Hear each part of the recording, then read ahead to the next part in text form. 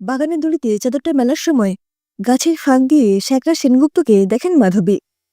কপালে ভাঁজ পড়ে। তাড়াতাড়ি বাড়ির ভেতরে ঢুকতে যান। তখনই পেছন থেকে ডাক আসে, মাধবী মা, ভালো আছো তো? বাধ্য হয়ে দরজার দিকে যেতে হয়। লোকটার ব্যবহারে যতটা মিষ্টি মেশানো, কথায় ততটাই ধার। হেসে মাধবী বলেন, হ্যাঁ ভালো আছি কাকাবাবু, আপনি ভালো তো? তোমরা ভালো রাখলেই আমি ভালো থাকি। কোনো উত্তর দেন না মাধবী। সেনগুপ্তবাবু বলেন, 5 তারিখ তো এসে গেল, মনে আছে তো? অবশ্যই আছে, এইবার তো শেষ কিস্তি। সেনগুপ্তবাবু হয়তো আরো কিছু বলতেন, তার একই হন্তদন্ত হয়ে বাড়িতে ঢুকলেন অন্নপূর্ণা। পার্স থেকে 10টা 500 টাকার নোট বের করে তার হাতে ধরিয়ে দিয়ে বললেন, সব দেনার শোধ হলো তো কাকাবাবু? নোটগুলো মাথায় ঠেকিয়ে সেনগুপ্তবাবু বললেন, মঙ্গল হোক, আমি রসিদ পাঠিয়ে দেব। হতভম্ব হয়ে দাঁড়িয়ে থাকেন মাধবী। এইবার নিচু গলায় বললেন, দিদি, তুমি এবার কেন দিতে গেলে? আমি তো 5 তারিখের মধ্যে কাকাবাবুর দোকানে গিয়ে দিয়ে আসতাম। মাধবীর কাঁধে হাত দিয়ে বাড়ির ভেতরে ঢুকতে ঢুকতে অন্নপূর্ণা বললেন, থাম তো ছোট, তুই আর আমি কি আলাদা? বুড়ো 75 পার করলো, তাও টাকার লোক গেল না। এই মৈত্র বাড়ির দিকে আমি কাউকে আঙুল তুলতে দেব না। ধীর গলায় মাধবী বললেন, খুব গরম, তুমি ঘরে গিয়ে বসো, আমি শরবত নিয়ে যাচ্ছি। খাটে আধশোয়া হয়ে আছেন অন্নপূর্ণা। দরজার কাছে দাঁড়িয়ে মাধবী ডাকলেন, দিদি। চোখ খুলে অন্নপূর্ণা বললেন, আয় ছোট, বস। সাইড টেবিলে শরবতের গ্লাস রেখে মাধবী বললেন, আজ সন্ধ্যায় তুমি আর দাদা বাড়িতে থাকবে তো? হ্যাঁ রে, কেন বলতো? দাদা তোমার দেওর বাড়িতে আসুন, তারপর কথা হবে। বেশ, তোর যা ইচ্ছে। ঘর থেকে বেরোতে গিয়েও থেমে যান মাধবী। পেছন ফিরে বলেন, দিদি, সেনগুপ্ত বাবুকে দেওয়া টাকাটা আমি তোমাকে খুব তাড়াতাড়ি দিয়ে দেব। আর কোনো কথার অবকাশ না দিয়ে বেরিয়ে যান তিনি। শরবতের গ্লাসে চুমুক দিয়ে তৃপ্তি পান অন্নপূর্ণা। শরীর জুড়িয়ে যায়। ব্যাংকে সাংঘাতিক ভিড় ছিল। পুরো 2 ঘন্টা লাইন দেওয়ার পরে কাজ হলো। সব দিক সামলানো কি মুখের কথা? অবশ্য সব সামলে চলা অন্নপূর্ণার কাছে নতুন নয়। সেই 22 বছর বয়সে মৈত্র পরিবারের বড় বউ হয়ে এসেছিলেন অন্নপূর্ণা। তার কাঁচা সোনার মতো গায়ের রং, এক ঢাল চুল, গোলগাল চেহারা থেকে যেন স্নেহ ঝরে পড়ত। উপরন্তু নাম অন্নপূর্ণা। মৈত্র পরিবার পেয়েছিল মমতার প্রতিমূর্তি। সংসারে তখন টালমাটাল অবস্থা। 3 ছেলেমেয়েকে নিয়ে ভাড়া বাড়িতে শ্বশুর শাশুড়ির সংসার। শ্বশুরের কারখানা লক আউট হয়ে পড়েছিল বেশ কিছুদিন। ছোট দুই দেওর ননদের লেখাপড়া শেষ হতে তখনও দেরি ছিল। আশার একমাত্র শিখা জ্বালিয়ে রেখেছিল সন্দীপ, মৈত্র পরিবারের বড় সন্তান। অন্নপূর্ণার স্বামী সন্দীপ পেশায় ইঞ্জিনিয়ার। তার সরকারি চাকরিটি সেই সময় পরিবারের একমাত্র অবলম্বন। শ্বশুরবাড়িতে পা দিয়েই হেসেলের দায়িত্ব নিজের হাতে তুলে নিয়েছিলেন অন্নপূর্ণা। শাশুড়ি স্বস্তি পেয়েছিলেন। তেলকালি ভাবের মাঝে ক্ষইতে থাকা জীবনে এ মুক্তি ছিল তার বহু কাঙ্ক্ষিত। কিছুদিনের মধ্যেই শ্বশুরের কারখানা আবার শুরু হয়েছিল। সবাই বলেছিল, বোমা পয়মন্ত। নিপুণভাবে সংসারটা গুছিয়ে নিয়েছেন অন্নপূর্ণা। নিজ দায়িত্বে সেরা পাত্রের সঙ্গে ননদের বিয়ে দিয়েছেন। সন্দীপের চাকরিতেও উত্তরোত্তর উন্নতি হয়েছে। তার লোনের টাকাতেই তৈরি এই বাড়ি। কিন্তু একদিনের জন্য কাউকে বুঝতে দেননি অন্নপূর্ণা। নতুন বাড়ির সেরা ঘরটা শ্বশুর শাশুড়ির জন্য ছেড়ে দিয়েছিলেন। অবশ্য দেওর সুবোধ জীবনে বিশেষ কিছু করতে পারেনি। কোনো ক্রমে বিয়ে পাস করে চাকরির চেষ্টা করেছিলেন সুবোধ, কিন্তু লাভ হয়নি। বাজারের কাছে তার একটা স্টেশনারি দোকান আছে। আহামরি কিছু রোজগার হয় না, টেনে টুনে চলে যায় আর কি। তাই তো সুবোধকেও আজও আগলে রেখেছেন অন্নপূর্ণা। নিজের 2 সন্তান আসার পরেও ছোট দেওরের প্রতি তিলেক অবহেলা করেননি কোনোদিন। সুবোধের পরিবারও তার ছত্রছায়ায় সুরক্ষিত। মাধবীকে তো তিনিই খুঁজে এনেছিলেন। দেখতে দেখতে এই সংসারে 33টা বছর কাটিয়ে দিলেন তিনি। খালি গ্লাস টেবিলের ওপর রেখে অন্নপূর্ণা ভাবেন, কি বলে গেল মাধবী? টাকা শোধ করবে? মনে মনে হাসলেন তিনি। কত ধার শোধ করবি রে? বিয়ের পরে বাপের বাড়িতে নিয়ে যাওয়ার জন্য উপহার থেকে শুরু করে চাকরি করতে যাওয়ার সময় ছেলের দামি জুতো, সবটাই তো ধার।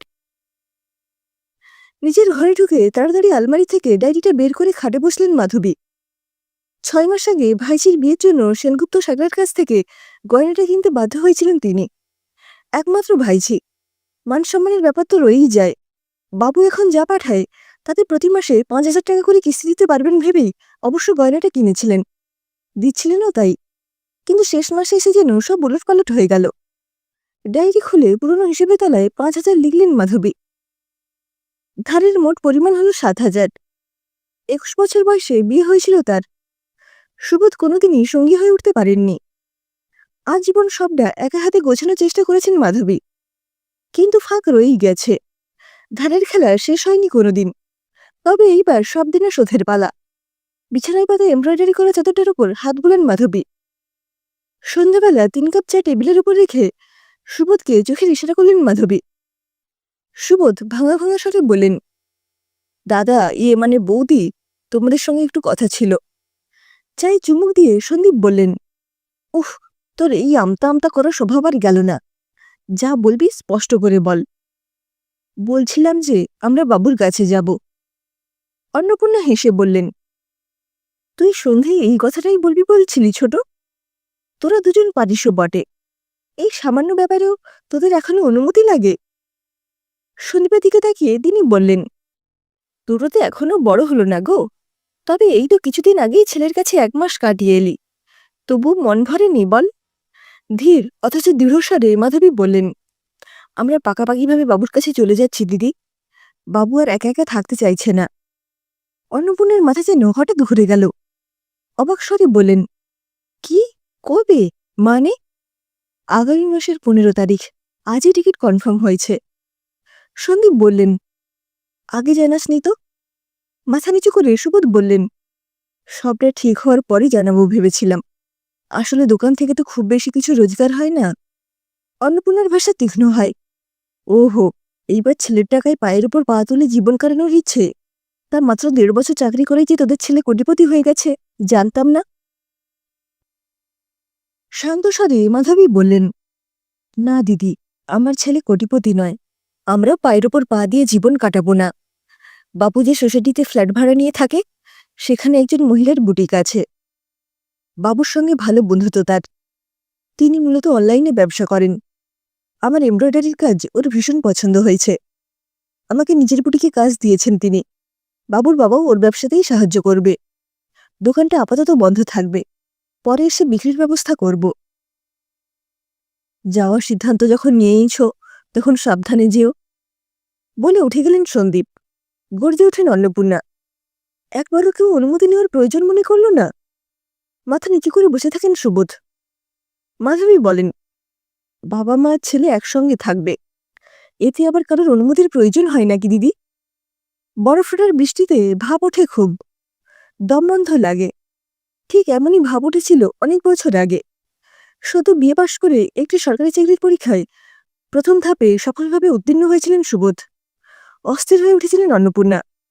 অবশ্য তার মনোবাঞ্ছা পূর্ণ হয়েছিল। সুবোধ ইন্টারভিউতে পাশ করতে পারেননি। মৈত্র পরিবারকে দেওয়া প্রতিটি ঋণ সুবোধের মাধ্যমে উসুল করতে চেয়েছিলেন অন্নপূর্ণা। সবাইকে দাঁড় করিয়েছেন তিনি।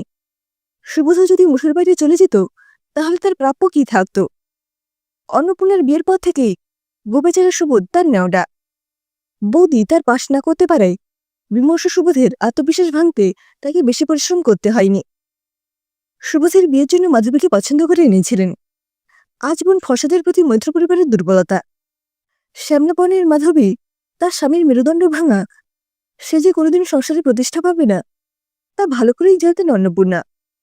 অষ্টমঙ্গলায় মাধবীর বাপের বাড়িতে নিয়ে যাওয়ার জন্য কিনে এনেছিলেন প্রচুর দামি উপহার। মাধবী ছেলে যখন চাকরি করতে গেল, তখন তার জন্য কিনে আনলেন ব্র্যান্ডেড জুতো। এর কোনোটারই অবশ্য প্রয়োজন ছিল না। এমন অজস্র ভারে আজীবন সুবোধ ও মাধবীকে নিয়ে রাখতে চেয়েছিলেন তিনি। অপরকে নিজের দয়ে বাঁচতে দেখার সুখ দাঁড়িয়ে দাঁড়িয়ে উপভোগ করেন অন্নপূর্ণা। মাধবী অবশ্য সোজাভাবে কোনোদিন গ্রহণ করেনি কোনো দান। প্রতিবারই টাকা শোধ করেছেন, ধীরে হলেও। অন্নপূর্ণা তখন আরও ঋণের বোঝে চাপিয়ে দিয়েছেন। মাধবী কোনোদিন মাথা তুলতে পারেননি। কিন্তু এই মাধবীর ভাষায় আজ এত ধার এলো কোথা থেকে? সত্যি কি মুঠো হালকা হয়ে গেল? অস্থির অন্নপূর্ণার ফোনে মেসেজ ঢোকে, your account has been credited with ₹7,000। অন্নপূর্ণার সর্বাঙ্গে জ্বলুনি শুরু হয়। আলমারির উপর থেকে ব্যাগ নামিয়ে প্যাকিং শুরু করলেন মাধবী। প্রথমেই এমব্রয়ডারি করা 2টো ব্লাউজ আর বেড কভার রাখলেন। বরাবরই দক্ষ হাতে এমব্রয়ডারি করেন তিনি। বিয়ের পরে নিজের ব্যবসা শুরু করতে চেয়েছিলেন, কয়েকটা অর্ডার পেয়েছিলেন, হাতে এসেছিল কিছু টাকা, কিন্তু আবারও বাধা দিয়েছিলেন অন্নপূর্ণা। ঘরকোনার কাজের অজুহাতে মাধবীর স্বপ্নের উপর তালা ঝুলিয়েছিলেন তিনি। শাশুড়িও বড় বয়স সাথে সুর মিলিয়েছিলেন। অবশ্য মাধবীর হাতের কাজ দিয়েই নিজের ঘর আলমারি সাজিয়েছেন অন্নপূর্ণা। মাধবীর ফোন বাজে। হ্যালো মা। বল বাবু। জেঠিমার অ্যাকাউন্টে 7,000 টাকা পাঠিয়ে দিয়েছি। তোর ওপর খুব চাপ পড়ে গেল বাবু। কি যে বলো মা, আমি তো এই মাসে অ্যাওয়ার্ডের টাকা পেয়েছি। তাছাড়া তুমি বুটিকের জন্য যে কয়েকটা জিনিস পাঠিয়েছিলে সেগুলোর বিক্রি শুরু হয়ে গেছে। সবাই বুটিকে তোমার জন্য অপেক্ষা করে আছে। ডায়েরির হিসেবে লেখা শেষ পাতাটা খুললেন মাধবী। পেন দিয়ে ক্রস করে কেটে দিলেন হিসেব। বারান্দায় এলেন। বহুদিন পরে ঝিমঝিমিয়ে বৃষ্টি নেমেছে। আজ ঋণমুক্ত তিনি। অনেক বছর পরে শরীর মন শান্ত হলো আজ।